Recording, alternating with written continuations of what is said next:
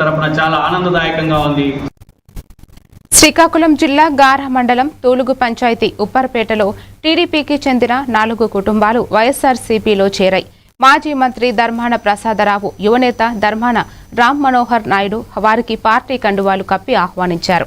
ఈ సందర్భంగా ధర్మాన ప్రసాదరావు మాట్లాడుతూ కూటమి ప్రభుత్వం పాలనపై ప్రజల్లో అసంతృప్తి పెరుగుతోందని విమర్శించారు.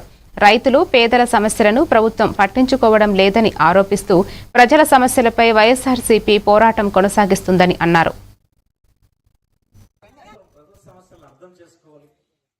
వారి వద్ద నుంచి ఒక పైసా ఆశించకూడదు. చాలా కష్టమైన పని.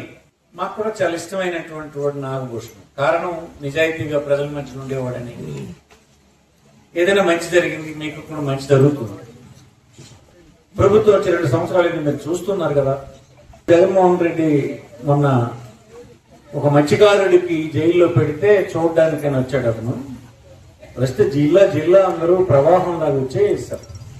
ఇవి చిన్నదే కానీ ఇది ఒక సిగ్నల్. మన నియోజకవర్గానికే ఈ పిండోలు వీళ్ళందరూ ఇలా కలిసి ఒక సిగ్నల్. అన్ని గ్రామాల్లో అందరూ కలిసి పనిచేద్దాం.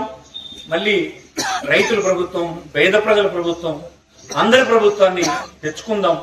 ఆ దిశవైపు మీ అందరూ పని చేయాలని కోరుతూ ఈ చేరిన కుటుంబాలకి హృదయపూర్వకమైనటువంటి స్వాగతాన్ని నా తరఫున, పార్టీ తరఫున తెలియజేస్తూ, నేను ఆర్గనైజ్ చేసిన నాగభూస్తూ, మీరే మొదట స్టార్ట్ చేసిన మీ మండలంలోనూ ఈ గ్రామంతో స్టార్ట్ అయింది.